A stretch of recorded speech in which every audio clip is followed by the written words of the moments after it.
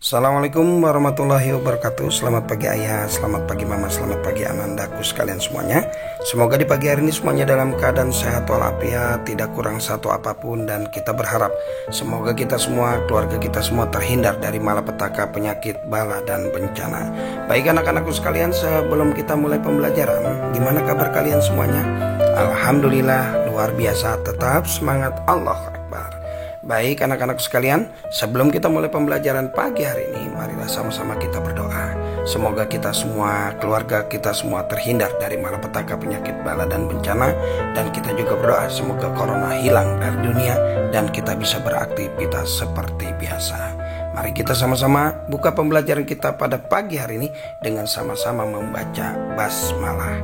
Bismillahirrahmanirrahim.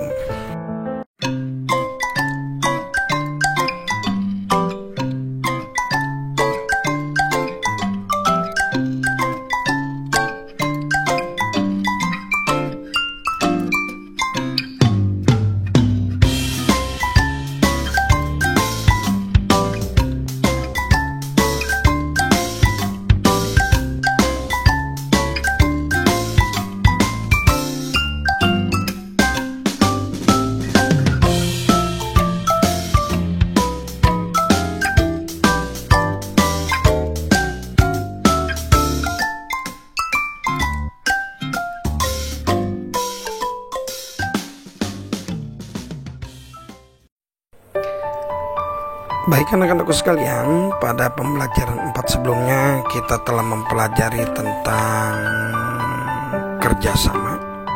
Kali ini kita akan mempelajari tentang keragaman senjata tradisional. Mensyukuri kekayaan Indonesia berupa senjata tradisional. Senjata tradisional adalah bagian dari kebudayaan bangsa yang luhur. Kita sebagai generasi muda harus mensyukuri dan menjaga agar kebudayaan tradisional tersebut tidak punah. Mengamati senjata tradisional. Masih ingatkah kalian senjata yang digunakan Enrang untuk merobohkan raksasa jahat yang menyebabkan dia harus kehilangan ayah dan bundanya? Senjata yang digunakan Enrang adalah badik. Badik adalah senjata tradisional daerah Sulawesi Selatan. Pada zaman dahulu, masyarakat melakukan perburuan untuk mendapatkan hewan sebagai sumber makanan. Mereka menggunakan senjata untuk berburu, mempertahankan diri dari serangan musuh, dan berperang melawan musuh. Senjata tradisional yang dimiliki masing-masing daerah merupakan unsur budaya daerah. Baik anak-anakku sekalian, setelah kita memperhatikan video dan penjelasan begitu besarnya, begitu banyaknya kebudayaan yang ada di Indonesia, kita patut mensyukuri dan patut bangga akannya dengan cara melestarikan berbagai senjata tradisional. Ayo menambah wawasan. Museum Keris Nusantara. Museum Keris Nusantara terletak di kota Surakarta, Jawa Tengah. Museum ini diresmikan oleh Presiden Indonesia Bapak Insinyur Joko Widodo pada hari Rabu 9 Agustus 2017. Berbagai koleksi keris dan tombak Jawa dapat disaksikan di museum ini, lengkap dengan informasi pendukungnya. Museum keris memiliki 4 lantai, ini juga dilengkapi dengan lift dan tangga. Selain itu, prasarana ruang audio visual, perpustakaan, dan diorama juga disediakan di tempat ini. Senjata tradisional sering digunakan sebagai perlengkapan pakaian tradisional dalam menari tarian tradisional atau pertunjukan tradisional. Senjata tradisional dapat digunakan sebagai properti seperti dalam pertunjukan wayang orang.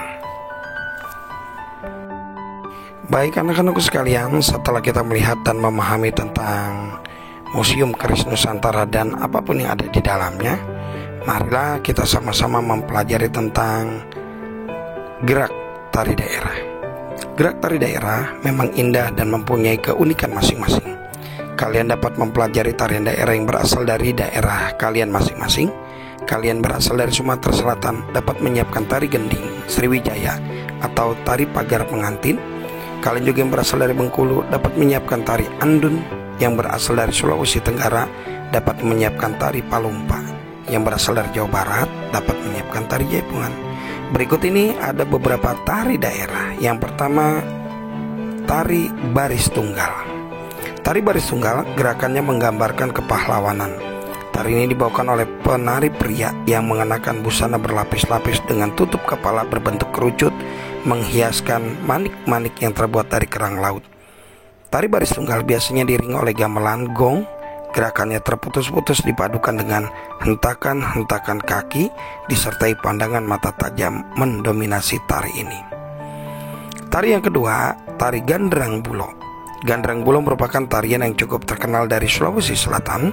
Tarian ini dibawakan terutama oleh anak laki-laki. Gerakan tarinya bebas, selalu dibawakan dengan riang gembira dan penuh gelak tawa. Yang berikutnya, tari Serimpi. Tari Serimpi merupakan tari klasik Jawa yang berasal dari abad silam di istana.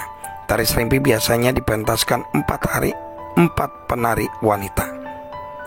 Gerakan tari ini menggambarkan peperangan melawan kejahatan.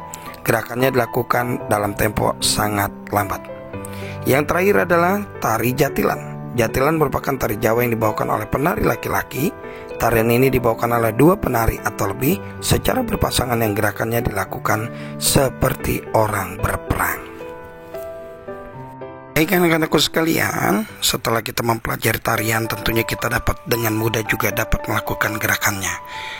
Dengan kamu menari, berarti kamu membesarkan, membudayakan tarian tradisional yang dimiliki oleh negara kita. Yang berikutnya kita akan menambah wawasan, yaitu upaya menjaga keutuhan Negara Kesatuan Republik Indonesia.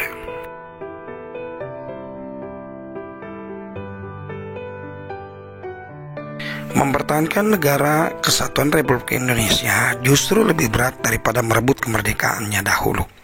Artinya menjaga NKRI memang tidaklah ringan dan menjadi tanggung jawab bersama seluruh komponen bangsa. Hal ini disebabkan adanya faktor geografis dan sosial budaya bangsa Indonesia. Berdasarkan faktor geografis, luasnya wilayah Indonesia menjadi tantangan tersendiri untuk menjaga keutuhan Negara Kesatuan Republik Indonesia. Di antara pulauan ribu pulau di Indonesia, hanya ratusan pulau yang dihuni oleh penduduk. Masih banyak pulau-pulau terpencil yang langsung di perbatasan dengan wilayah negara lain. Di wilayah-wilayah terluar tersebut seringkali terjadi berbagai pelanggaran kedaulatan yang dilakukan oleh bangsa asing. Misalnya, pelanggaran tapal batas negara dan pencurian kekayaan alam. Secara sosial budaya, upaya untuk mempertahankan NKRI menjadi tantangan tersendiri.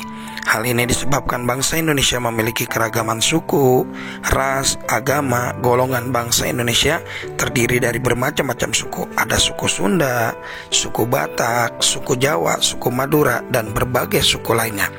Dengan adanya keragaman suku menyebabkan perbedaan adat istiadat, budaya, dan bahasa daerah. Tanpa adanya persatuan dan kesatuan bangsa, berbagai perbedaan tersebut dapat menjadi penyebab perpecahan. Namun, tugas yang berat kalau dikerjakan bersama, maka akan menjadi ringan.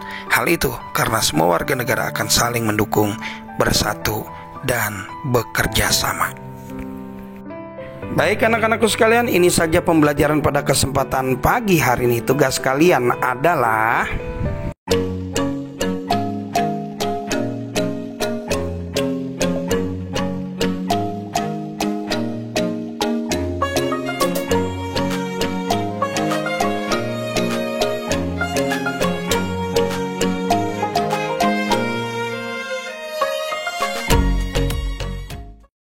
Baik anak-anak sekalian, ini saja pembelajaran kita pada kesempatan pagi hari ini. Tentunya jawaban Pak Endang tunggu di tempat yang telah disiapkan. Kita bertemu kembali di waktu dan gelombang yang sama. Jangan lupa videonya di like, komen, dan subscribe. Akhir kalam, assalamualaikum warahmatullahi wabarakatuh.